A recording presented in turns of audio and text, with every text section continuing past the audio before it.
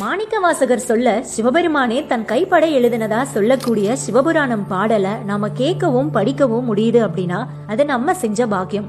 சிவபெருமான கும்பிட ஆரம்பிச்ச அந்த ஆரம்ப கட்டத்துல சிவபுராணம் எல்லாருக்கும் ரொம்ப பிடிச்சதா இருக்கும். தினம் தினம் கேட்க தோணும். திருவாசகத்திற்கு உருகார், ஒரு வாசகத்திற்கும் உருகார். சிவபெருமான போற்றி பாடுற சில வரிகளை படிக்க படிக்க கண்ணு தானா கலங்கும்.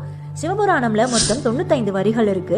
அந்த பாடல் வரிகளோட விளக்கத்தை தினம் சில வரிகளா பார்ப்போம்.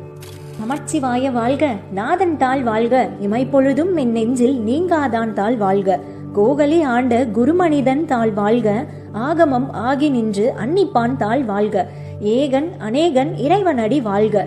மாணிக்கவாசகர் திருவாசகத்தோட முதல் வரிய நமச்சிவாய வாழ்கன்னு ஆரம்பிக்கிறாரு. ரொம்ப சக்தி வாய்ந்த திருவைந்தெழுத்து மந்திரமான நமச்சிவாயத்திற்கு முதல் வணக்கம். திருவைந்தெழுத்தின் வடிவமாக இருக்கக்கூடிய இறைவனோட திருவடி வாழ்கன்னு பாடுறாரு. கண்ணிமைக்கிற நேரம் கூட என்னோட நெஞ்சை விட்டு பிரியாதவனுடைய திருவடி வாழ்க. திருப்பெருந்துறைய ஆண்டு அருளும் குருவாகிய மாணிக்கத்தின் திருவடி வாழ்க. ஆகமம் ஆக நின்று அன்னிப்பான் தாள் வாழ்க.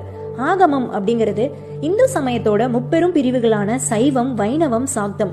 இந்த சமயங்களோட மத கோட்பாடு, கோயில் அமைப்பு, கோவில் வழிபாடு, மந்திர மொழிகள் இத பத்தி சொல்லக்கூடிய நூல். வேதங்கள் உயர்வான அறிவு அப்படின்னா ஆகமம் அப்படிங்கிறது அந்த அறிவோட வெளிப்பாடு.